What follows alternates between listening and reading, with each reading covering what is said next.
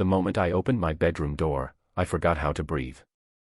There she stood in the soft morning light, wearing my old blue shirt and nothing else visible beneath it, her damp hair falling over her shoulders, her eyes red from crying.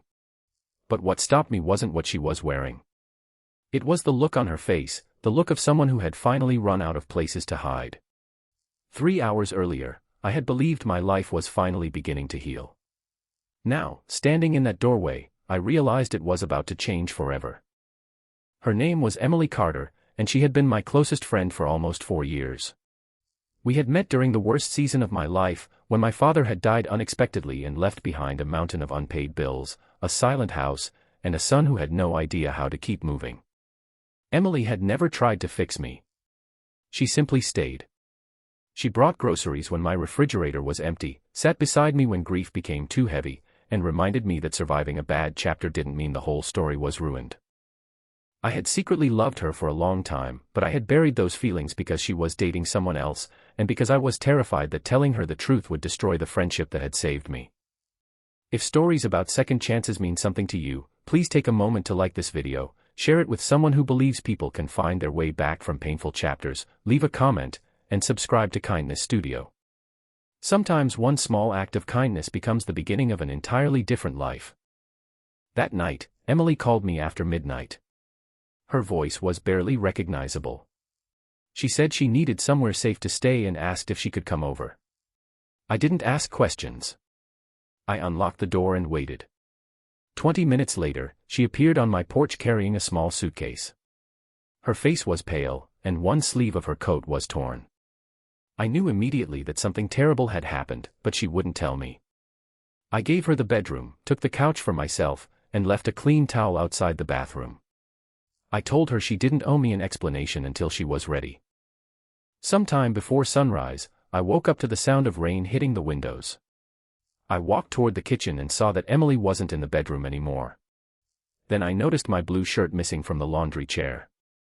A moment later, I heard a quiet sob from my bedroom. I opened the door and found her standing there, wrapped in my shirt, trembling as she stared at the floor. She had apparently showered because her clothes had been soaked during the storm, and she had found nothing comfortable to change into. She looked embarrassed, but I immediately turned my eyes away and told her she was safe. She began crying harder. Emily finally told me the truth. Her relationship had ended badly. Her boyfriend had become controlling, constantly checking her phone, deciding who she could see, and making her believe that every disagreement was somehow her fault.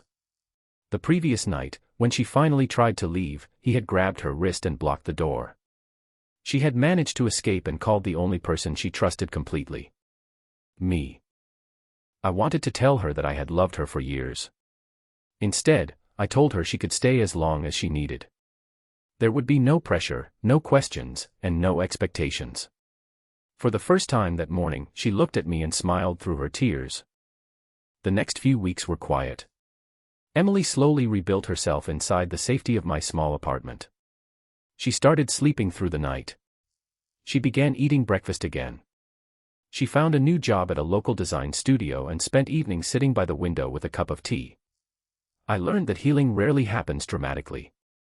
Sometimes it looks like someone finally laughing at a stupid joke. Sometimes it looks like opening the curtains after keeping them closed for months. But I struggled too. Having Emily so close made it impossible to keep pretending my feelings didn't exist. Every time she thanked me, every time she fell asleep on the couch while watching television, every time she smiled at me from across the kitchen, I felt the walls around my heart getting weaker. One evening, Emily found an old photograph tucked inside a book. It showed my father and me standing beside our first family car. She asked me about him, and I told her everything. I told her how guilty I had felt after his death because our last conversation had ended with an argument. I had spent years believing that if I had said something different that night, maybe things would have changed. Emily sat beside me and reminded me that love isn't measured by the final conversation. It's measured by everything that came before it. Her words broke something open inside me. For the first time, I realized I had been punishing myself for years over something I could never change. A few days later, Emily received a letter from her former boyfriend. She was frightened he might come looking for her. I told her we would handle whatever came together. She looked at me for a long moment and asked why I had never walked away from her, even when she kept pushing me away. I finally told her the truth. I told her I loved her. There was silence. Long, painful silence. I immediately regretted saying it. I thought I had destroyed everything. But Emily reached for my hand and said she had wondered about it for years. She admitted that she had always felt something for me too, but she had been too afraid to recognize it because friendship had been the safest thing in her life. We didn't rush into a relationship. We didn't pretend that one confession could erase years of fear. Instead, we chose something harder and more meaningful. We chose to heal together. Months passed. Emily moved into her own apartment, but she still came over every Sunday morning for breakfast. The blue shirt remained in her closet. She jokingly called it her lucky shirt, but I knew what it really meant. It was the shirt she had worn on the morning she finally felt safe again. 1 year later, on a rainy Sunday, Emily arrived at my door carrying a small box. Inside was the same blue shirt, freshly washed and carefully folded.